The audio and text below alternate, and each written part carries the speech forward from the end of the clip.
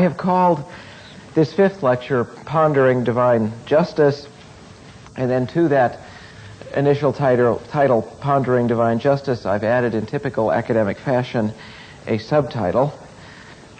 When I say predictable, by the way, it struck me when I did my PhD thesis that it had a title and a subtitle, and I went and looked through a catalog of PhD theses, and I couldn't find one that didn't have a title and a subtitle. It clearly is a convention far beyond what I thought it would be. There is a much briefer way of referring to the issue which I want to begin to raise, and then I'll continue to talk about it through the second lecture this afternoon. There's a briefer way to talk about this set of issues than to call it Pondering Divine Justice, and since this abbreviated fashion is the way in which I will chiefly be referring to this issue for the next two lectures, let me explain it. The abbreviated shorthand and probably more accurate way of referring to the issues which we'll address for the first couple of hours this afternoon is to say that I'm going to talk about the theodicy issue.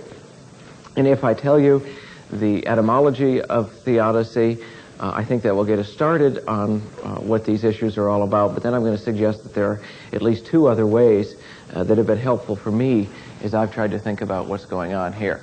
Theos, in the word theodicy, means God or divine, and the last two syllables of theodicy come from the Greek word dike, which means justice. So etymologically, theodicy means divine justice. And that suggests that the chief issue here is the following. Can one reconcile the alleged existence of powerful and benevolent deities with the existence of apparent injustice? So the theodicy problem, stated thusly, where the word means divine justice, is that. Can you reconcile the two halves of that word? Can you say, yes, there is a God, or there are gods, or there is a goddess? They are powerful, they are benevolent, and yet there is is there human justice on earth, or it appears that there's injustice, and how does one reconcile the two parts of that word? As I began to say a moment ago, I think there are two additional ways to talk about what's really going on here that I have found much more helpful myself than simply to explore the meanings of the four syllables in the word theodicy. The first of them is not entirely conventional, but it's hardly my own, what I label the theodicy trilemma. I'm going to go through that, and then I'll move to one that is more my own, the way in which I think the theodicy dilemma is presented most powerfully.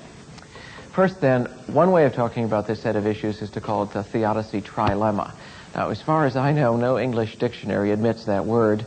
It is a neologism, and it's not even my neologism, and I don't even know to whom to credit it, actually. It's become something of a convention in theological and religious studies circles to talk about a trilemma.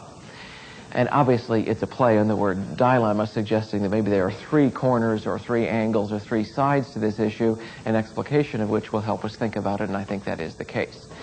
So, imagine, if you will, a triangle, and I've tried hard throughout these lectures to get away without the use of a chalkboard, and I don't have one, so I'll have to continue to try. This is the one point probably where a chalkboard or something to write upon would be most helpful for me, so in the absence of that, please use your imaginations. Imagine a triangle, and imagine the three angles or sides, doesn't matter which, let's call them angles just because we can get them further separated that way. Imagine that the three angles of this triangle are labeled as follows. One of the angles is called omnipotent gods or goddesses or deities, an omnipotent divine power. Okay? A second angle is labeled benevolent divine power, benevolent gods, goddesses, a collection of deities or a god. And the third angle is called human injustice or apparently innocent human suffering. So we've got three angles or three sides to the triangle. A God who can do anything. And I'll just use paraphrastically a single deity now, because you know that I mean, I'm not limiting this to monotheism, and I could be referring to all of those. It's going to take me a long time always to say God, goddesses, whatever, so I'll just say at one corner is a powerful God, an omnipotent God who can do anything. And another corner is a benevolent God, a God who wishes to do the right thing, a benevolent and just God who wishes to do the merciful and the just thing for humanity. And in the third corner is apparently innocent human suffering or human injustice. The theodicy problem is, can you keep all three of those together? to mix metaphors rather boldly, can you square the triangle? Does it make sense for you to affirm the existence of a deity who can do anything, a deity who wants to be just and to act benevolently? Can you reconcile those two with the existence of what looks to be injustice or what appears to be innocent human suffering? That, as I say, is not my own. It's a way of thinking about this issue that a lot of people have found helpful. I want now to move to yet a third way to talk about this, having gone through the etymological and this geometric attempt to talk about this issue, to the way in which I think about it myself. And this, again, may show up somewhere else. I don't know, but it's, as far as I know, in pointed fashion, my own. For me, the issue that's lying behind what we can call the theodicy problem or pondering divine justice or the theodicy trilemma is the following. Does human experience validate or rebut religious dogma? And by that I mean the following.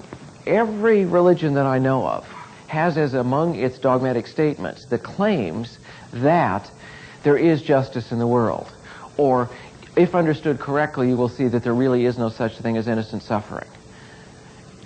And in Sunday school or Saturday school or during the month of Ramadan or whatever, various religious peoples in various religious traditions learn these religious dogmas, maybe memorize them, maybe have to trot them out as a part of some initiation ceremony. But does grinding flesh and blood, true to life, everyday sweating reality make sense of these dogmas, or does it rather prove, as many people have argued, that these dogmas are in fact pious frauds, that they're rosy-colored glasses fictions, that they're ways by which religions would like to try to make the claim that you can reconcile omnipotent and benevolent deities to what looks like human injustice or human innocent suffering, but in fact it just doesn't work that way. Now, I want to conclude this introduction by saying something quite paradoxical, but also true, I think, and that is, first, a lot of people have argued that this question is the origin of religion. When I went through, as I attempted to do in my first lecture yesterday afternoon, various explanations for the origin, persistence, continuation of religion, I could have put this one here. There are those who've argued the origin of religion is people's attempts to find answers to what look like the evil doing well and the good dying young in the history of human life. In fact, when, as I mentioned in passing yesterday, a number of years ago at Dartmouth with a colleague of mine, I was assigned the task by the department of trying to think of a new way to introduce students to religion, and the results were the predecessors of the kinds of lectures that I'm attempting to present today. There were those among my immediate and other colleagues who said the way to begin the study of religion is with the theodicy problem, because that's how religions themselves begin. That on the table, let me give you the paradoxical side of it. The other side of that is that any number of sociological inquiries, sort of census-like questions, asking people how they feel about religion, any number of them have produced the conclusion that that which turns more people away from religion than any other single category is their belief that their religion does not correspond to their experience, that it's got a pietistic, dogmatic answer to what looks like injustice or innocent suffering, but that it doesn't work. It doesn't correspond with their experience. So the paradox is that there are both those out there who are saying this is what prompts religion, and yet there are those out there saying this is what prompts irreligion. This is what turns previously religious people away from their religion. And one of the reasons I accent the latter is I will say a couple of times throughout this first lecture, all right, there's a good answer, but is it good enough? I'll say it when we get to the book of Job, and I may say it in the second lecture this afternoon. And I want to do that because I don't want, I hope you don't think that I have, I'm sure I've got all kinds of vices, but I hope I don't fall prey to the vice of a failure of courage in surmounting this issue. And I do want to be very clear to you in saying, if you come out of hearing me or reading a whole lot of people talk about answers to the theodicy problem saying it doesn't work, or that really won't wash with the kind of experience that I know of or that I myself have experienced, you're in good company. A lot of people have reached similar conclusions. That is various ways of conceiving the theodicy problem. However we conceive the theodicy problem, and I'm going to, because it's the one that I like, probably come back most often to the experience versus dogma way of conceiving it. However we conceive of it, there are a series of solutions that many of the world's religions have come to the theodicy problem. And therefore, before we ever talk about one a sustained example of this in the book of Job, and then go on in the next lecture to talk at length about Christianity and more briefly about Buddhism and Hinduism, I want to, in the abstract, list for you 5 ways in which various religions, and I may exemplify some of these occasionally, have attempted to solve the theodicy problem. And when I say various religions, that's not quite true. 4 of them work for religions and one of them doesn't at all. 4 attempted solutions to the theodicy problem, which you could probably find instances of in almost every world religion. I will seize upon what seems to me the central answer of a religion to the theodicy problem, but they're all pretty comprehensive in occasionally choosing others of these. The first solution, that obviously, which is the least religious and or is plainly irreligious, is to say, yes, I understand the trilemma so posed, benevolent deities, omnipotent deities, and innocent suffering and justice, or I understand the dilemma posed as experience versus dogma. The solution is obvious. The solution is you cannot reconcile theos with decay. You cannot reconcile the existence of a deity with human injustice and innocent suffering. And the answer is easy. Remove those corners that talk about gods at all.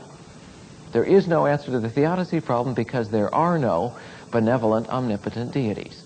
If any of you have read any of the novels or prose of any number of folks who have responded to the Holocaust in the last 40 or 50 years, you will have come upon this solution.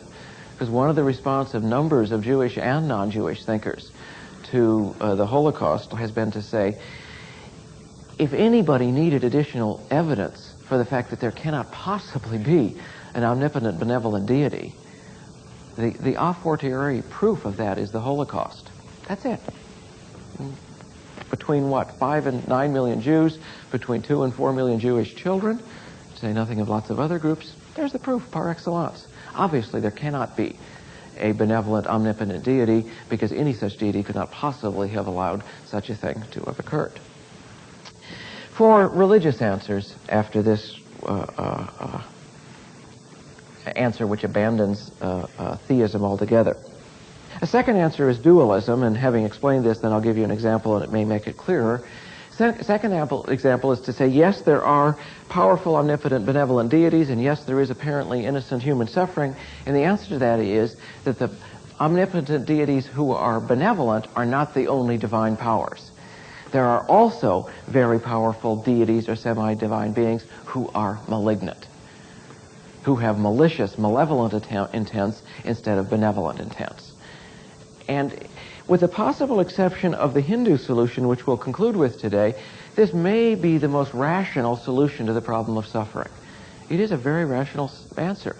Yes, there are a series of gods up there who will good and who would like human affairs to run justly.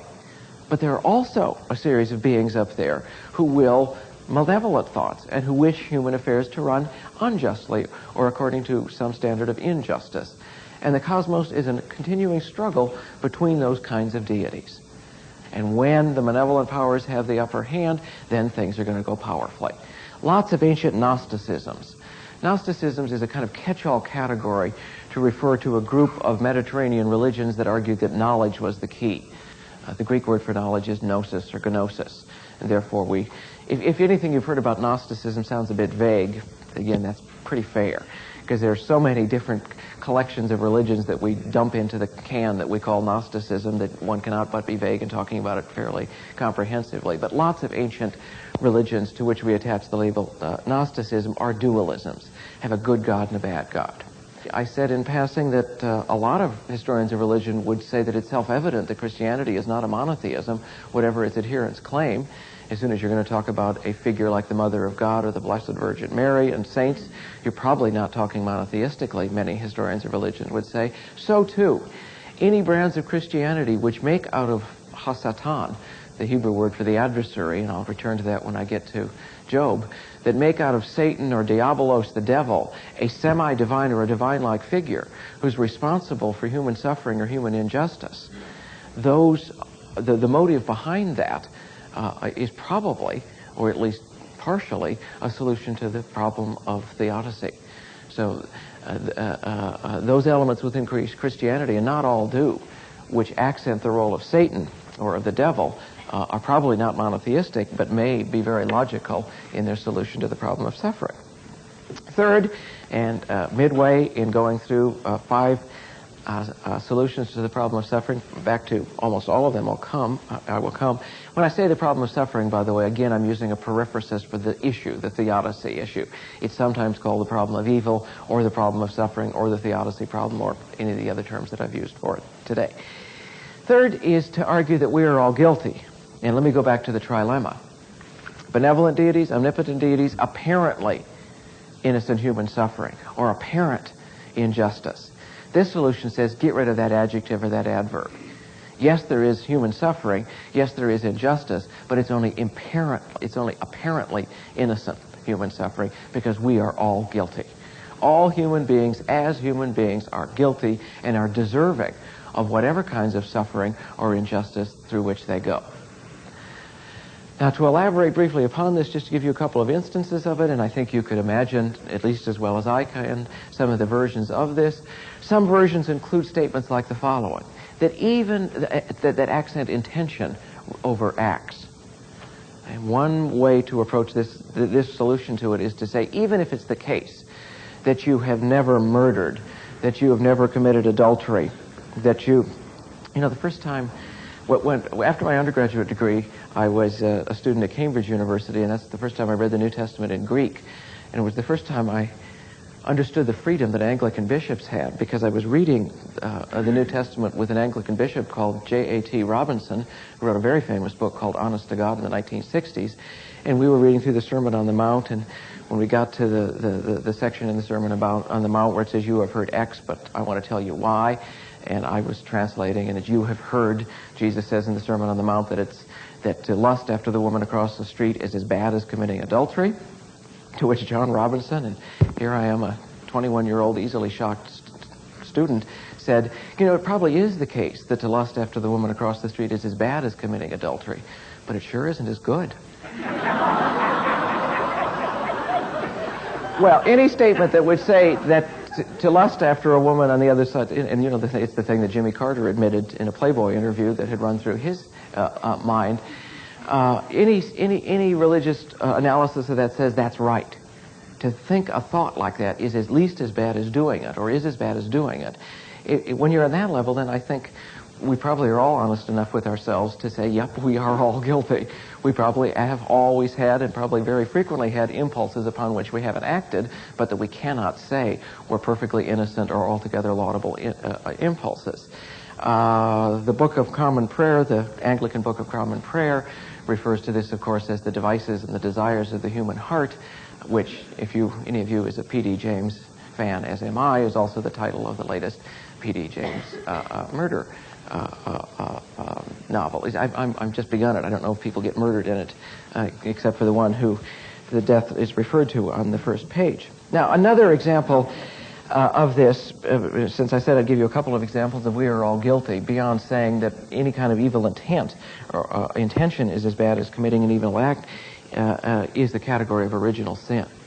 And when Christianity, for example, refers to original sin, that is an example of we are all guilty. Whatever you think of yourself, however innocently you imagine yourself or imagine your children, and before we're finished this afternoon, I will give you John Calvin's description of children, and it's one you can probably imagine already.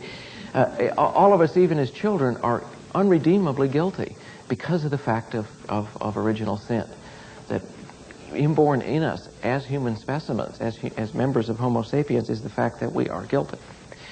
Fourth solution to the theodicy problem is what I call, and others have too, I think so, I'm not sure if this phrase is original or not, that suffering is educative.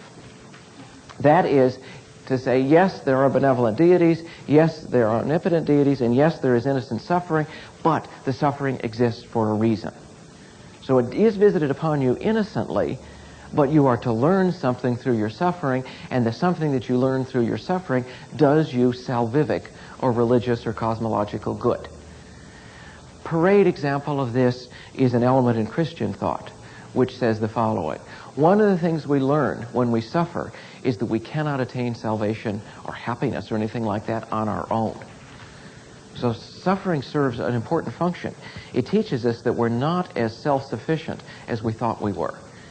We've learned that through our suffering. Having learned that we're not as self-sufficient as we thought we are, perhaps we're prepared to throw ourselves at the mercy of God. And when we throw ourselves at the mercy of God, we are then candidates for salvation. So to get from place A to place B, from where we were to becoming candidates of salvation, we need to suffer because, says this answer to the theodicy problem, the only way that we'll learn the truly important religious lessons is to go through that process of suffering. And finally, and I suppose most obviously of all, and all of you, I think if I had asked you to guess this, probably could have come upon this one, a fifth and very popular solution is to argue that suffering is temporary. Works for any kind of karmic system, any kind of system that talks about transmigration of souls and rebirth, works for any kind of a system that talks about a blessed or a punished afterlife. So whenever one hears about in India transmigration or within Christianity the possibility of an afterlife, that provides a solution to this problem.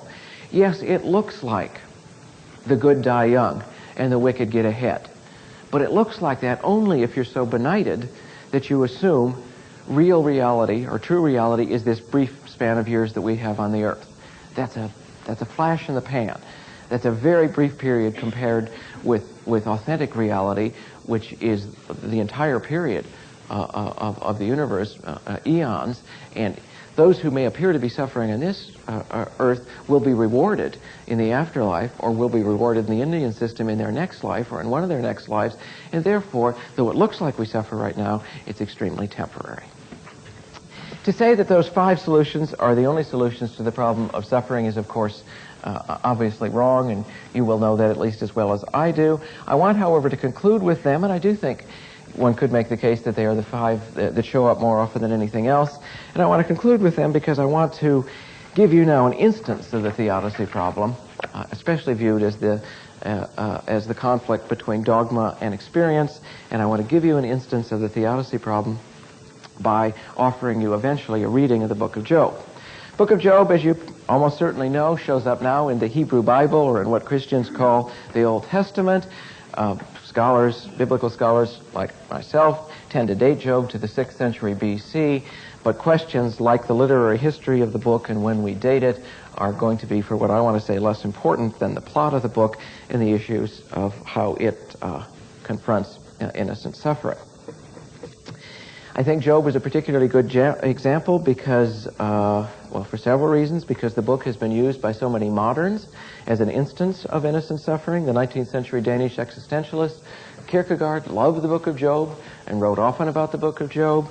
The great 20th century Jewish scholar Martin Buber returned over and over again to the book of Job. And as I mentioned yesterday, the graduate of the Hotchkiss School, Yale College and the Harvard Law School, Archibald MacLeish, wrote a play called J.B., which all of us had to read in high school or college, and maybe some of you have read in your lives as well. There's an accepted adjective, Jobin, to refer to innocent suffering, and therefore its status as a kind of paradigm of innocent suffering is something that perhaps we can admit as a given. I do hope that looking at Job and at this book, if you have the chance to read it, or if you have read it before, you can be a little bit more sympathetic to the protagonist of the book, to Job himself, than are his 3 friends. Now, I'm getting ahead of myself because we haven't gone through the plot, but those of you who know the book know that 3 friends, in quotes, show up on the scene. and trot out some standard pieties to Job, and they don't work very well. Now, the reason they don't work very well, and the real reason that I choose the book of Job, is that Job is to his three friends as experience is to dogma. I'll give you instances of that in a moment, but essentially, the non-Joban characters in the book, throughout the poetic dialogues of the book, come on the scene and quote out of the Hebrew Bible to Job, give him instances of the answers to the problem of suffering from various places in ancient Israelite thought. But nowhere does any one of them take serious account of Job's experience. And that's what so infuriates Job. Instead of trotting out these pieties, wouldn't you please look at me? When I look at Job, my portrait of Job is nothing like a patient Job. And somehow the figure of Job as a patient figure has made its way as a kind of an aphorism, and as at least one of you knows, if there's a paradigmatic figure of impatience in the Old Testament, it is Job. He's radically impatient. He's impatient with what he sees as God as a kind of baleful eye in the sky instead of someone helping him out. He's impatient with what's happened to him. But above all, he's impatient with his three sycophantish, toadying friends who cannot take the leap of taking seriously Job's experience. Instead of taking seriously Job's experience, continue to rely upon pat dogmas over and over again. My portrait of Job is a kind of ancient Near Eastern archaeological portrait. When I think of Job, I see him sitting on a garbage pile that normally sat just outside ancient Near Eastern cities, a pile of offal, O-F-F-A-L, and Job is sitting on this pile of offal, infected with some hideous skin disease, and he's picked up a potsherd and he's scratching the skin disease on top of his losing his fortune and his family. And that portrait of Job, I hope, is one that is more in accord with what Job himself would like, and that is that some attention be paid to his experience than what he gets from the three other human characters in the main part of the book. Book of Job is divided into a prologue, some dialogues, a voice from the whirlwind, and an epilogue, and about each one of these I want to say a few things. In the prologue, which corresponds to the first two chapters of Job, and they are in prose, like most of the book of Job, which is in poetry, it's also very unusual poetry. A poetry that's quite different from any poetry in the Hebrew Bible, and the language is an odd kind of poetic dialect. Many have suggested that, in fact, the origin of the book of Job is that it's Edomite. It's a part of the Syria-Palestine that you and I would call Jordan today, down there by Petra. And the book itself locates Job in Edom. So this may well be a book that came from an extra-Israelite nation that was later on imported into the book of Job. What do we learn first from the two chapters of prose that are the prologue to the book of Job? Well, we learn that Job was a great man in many senses. He's great because of his great possessions. He's got 7,000 sheep, for example. He's great because of his family. He's got, for example, 7 sons and 3 daughters. And that's good in the ancient Near East to have more than twice as many sons as daughters. Much more importantly than either his possessions or his family size, however, is the following. We learn several times in the prologue, from the lips of God himself, that Job is, quote, upright, blameless, and a fearer of God. Now, I'll make a lot of that, and I'll come back to it, but I want to say that again. We learn several times in the prologue from God himself that Job is upright, blameless, and a fearer of God. Now, this upright person, and this person with all those possessions, is the subject of a bet, a wager between God and a divine emissary called the adversary. When you reread the book of Job, or when you think of the book of Job again, please don't be too hard on the character who's called the adversary in the book of Job. And please don't bring notions about Satan from 1,000 years later back into the book of Job. In the book of Job, this figure called Ha-Satan, which is Hebrew or Edomite for the adversary, is a functional definition. It's not a title. It's not the devil or Satan. It's a character that was almost certainly borrowed from the Persian court that operates as do today's KGB or CIA agents. The Persian court had a character in them whose job it was to hang out in bathrooms, to hang out where people were smoking cigars, and I'm using modern terminology, not that the Persians actually smoked cigars, to hang out when people's guard was down and find out when their guard was down, what were they really thinking and saying about the king. So that's the adversary's role. Of course, Job says the right things about God when he's on his knees, when he's in public. But does he really think that? And let's see what happens to him if matters go a little bit less well for him. So this adversary, so God says, fine, have at it. Adversary has at Job a couple of times. Job doesn't bat an eyelash. Third time the adversary has at Job, he not only affects his possessions and his family, but Job himself. And Job sinks into this kind of self-possessed, impatient scene, which I tried to describe for you earlier. So that's the prologue. The prologue is followed by 30-odd chapters of poetic dialogue. And here is where Job's three friends, Eliphaz, Bildad, and Zophar, enter upon the scene. I'm going to say very little about the poetic dialogue. There are 2 points that I will make in just a moment. And I'm going to say very little about these great big chapters of poetic dialogues because so little happens in them. And I think that's the point. If any of you have read recently or reread the book of Job and have had the feeling these poetic dialogues are going on, and I don't seem to see much dynamism here, and it doesn't appear that much has changed, and nobody's changing anybody's mind, and how come we're going on and on? I think that's precisely the point. Nobody's mind has changed because the three so-called friends steadfastly refuse to pay attention to Job's demand that they give some credence to his experience. All they can think of are these dogmatic phrases, and I think that one should see them as people sort of storing up gold stars on their forehead. That say, see, God, isn't that right? Isn't that what we're supposed to say? Okay, if you suffer, it must mean you're wicked. They use a kind of faulty syllogistic logic. Okay, you know, faulty syllogistic logic as in, if my alarm clock doesn't go off, I'll be late for class. I was late for class, therefore my alarm clock did not go off. Okay, you know that that's faulty. But his friends use that all the time. Since wickedness is paid off by suffering, and Job is suffering, he must be wicked. Now, aside from saying that no progress is made here, let me accent again now, and I'll probably do it later, that we know what the friends don't. So it's not just that one might be tempted to think that, gee, these friends don't seem like characters who are very sympathetic, but we know they're wrong. When they say, Job, you're suffering, it must mean that you're wicked. We know that they're wrong because the God of Israel himself in the prologue has said, Job is upright, blameless, and a fearer of God. Nothing then happens, nothing substantive in these dialogues, aside from making that point that nothing substantive happens and making and buttressing that. The other point I want to make is the following. In the period in which the book of Job was written, the notion of personal immortality, or any kind of immortality, group or individual, had not yet entered ancient Judaism. So the option that otherwise might seem as an obvious one in the book of Job is not taken by either Job or by his friends. That is to say, nobody in the book of Job says, just wait a minute, Job. It looks like you're suffering, but wait till you die and then you go to heaven and things will be okay.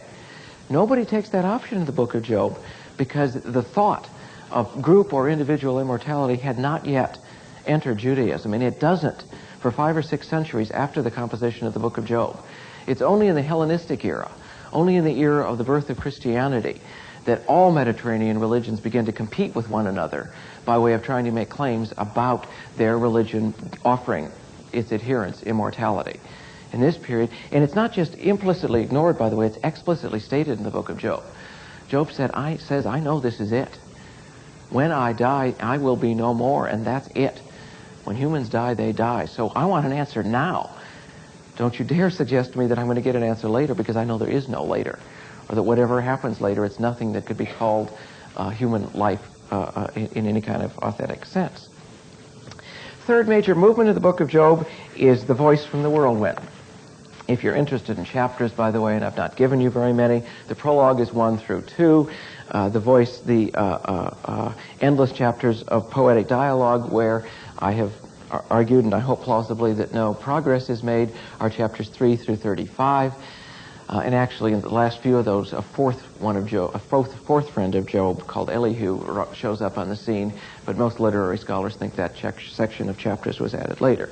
The whirlwind speech then starts in chapter 36, and it goes through the very first part of chapter 42. The speech out of the whirlwind is the God of Israel showing up on the scene and just sort of blowing away Job and his friends with an enormous theophany.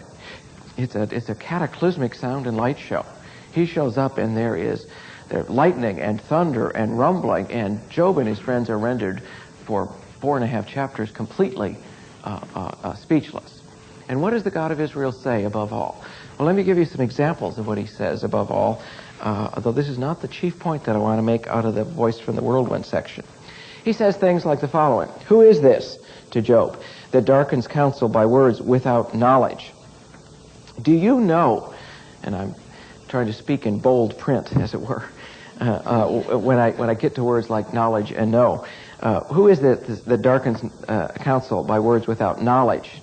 Do you know the expanse of the earth? Declare it if you know all this. Who can number the clouds by wisdom? Can you number the months that the goats fulfill? Do you know the time that they bring forth? Is it by your knowledge that the hawk soars?" Well, I could go on. I think it's defensible, and I haven't looked it up actually in a thesaurus or a concordance to actually prove this, but that the words know and knowledge show up in these few chapters more often than they do anywhere other place in the Hebrew Bible, and the point is clear. The God of Israel simply has a sphere and a capacity for knowledge that's incomparably greater than that of any normal human being. Okay? And in response to that, therefore, Job says, and these are his first words, "Now I know. Before I did not know, I did not comprehend, but now I know." So one of the effects of the whirlwind speech is for the God of Israel to say, "Job, I'm angry with you." And we're going to mollify this in just a moment. But from this section of it, "Job, I'm angry with you because what you failed to say in all your impatient ranting, what you failed apparently to recognize in all your impatient ranting, is that God knows what you will never know. And therefore you've spoken in a way out of ignorance." That's not all he says to Job, and he's going to say something more to Job that in a way makes Job appear in a more positive light when we get to the epilogue. But notice already that this has happened. That already something about Job and what he argues finds enormous support in this scene. Why? Because Job based his arguments upon experience, asked his friends to pay attention to his experience as they would not, wanted God to respond to him in some experiential way, and that's exactly what the God of Israel does. Hey, the voice out of the whirlwind, I think the key thing about it is it's a divine experience. Job says, "I base my reality upon experience. Can you validate that or not?" And the God of Israel does validate it. He validates experiential knowledge, I believe, by giving Job and his friends an extraordinary, important, and glorious experience. So what's important here is not just what the God of Israel says, but the whole setting. The setting of this blast of a theophany. Theophany means divine appearance, in case that term isn't clear. And a theophany, it seems to me, is experience par excellence. If you want an experience, I'll give you one. And I'll give you the biggest and most memorable one that you can imagine, a theophany. So even if Job is condemned in here, in this speech out of the whirlwind, he's implicitly, I think, praised, because what he wanted is precisely what the God of Israel gave him. The epilogue then returns to prose. Final chapter and a half of the book of Job, and it's not even that long, final part of a chapter, Job 42:7 and following, is the epilogue to the book, and there are two aspects about this upon which I want to comment. First, and perhaps most importantly, in the epilogue, unlike anything that's preceded this, the God of Israel praises Job and condemns Job's friends. And this is what God himself says. You, Job, you all, plural, you, Eliphaz, Bildad, and Zophar. I wish we had that southernism. That's to say, we don't have a singular and plural second person in English. So I had to say you all. We used to have one, you know. But when thou and its plural equivalent fell out, we don't have it anymore. You all, Job's friends, have not spoken of me what is right, as has my servant Job. Now, what does that mean? Well, I think what it means is the following, and I say that very straightforwardly. Obviously, this is an interpretation, and crystal clearly I could be wrong. I think what the God of Israel is saying is Job was right in that he admitted that he didn't understand the universe. He wanted to know more, and he perhaps wanted to have a divine-like knowledge, and that was wrong. But in saying, this doesn't make sense to me, there's a clash between dogma and experience. Job spoke what was right. God condemns Job's friends because they thought they understood the universe perfectly. I think that's what the God of Israel is saying here. You have not said of me what is right, as has my servant Job. Job's friends thought they understood the universe, and they're wrong. Job was a little bit wrong in that he wanted to know more than a human being can know, but he's more right than he is wrong in that at least he admits that he doesn't know the bottom line of the workings of the universe. Finally, and greatly puzzlingly, and in a way that a lot of people wish they could excise from the book, the book of Job, after God says to Job, you've spoken of me what's right, unlike your friends who haven't, book of Job then ends in a sense where it begins. All his fortunes are restored. He gets, in fact, more wealth and more possessions than he had to begin with. He gets another family back again, and things are all wonderful. It's what's often called the Hollywood ending to the book of Job.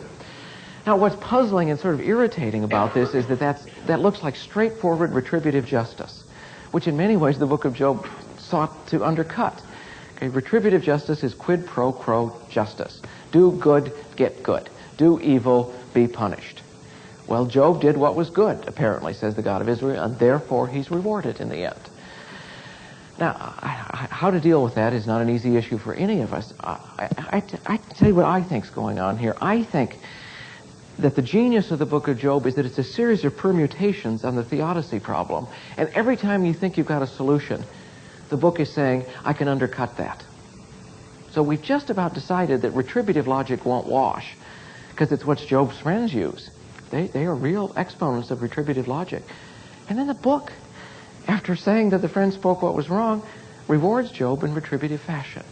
And I think that's my view is. That's by way of saying we could keep spinning this off. Keep spinning it on forever and ever. Every time you come up with an answer to the theodicy problem, I could demonstrate for you what's wrong with that and offer a better answer. So that in my view, much of the courage and the boldness and the genius of the book of Job is that it is a kind of honest statement that it's not a solution to the theodicy problem, because there may not be one, or at least one that is comprehensible in human terms.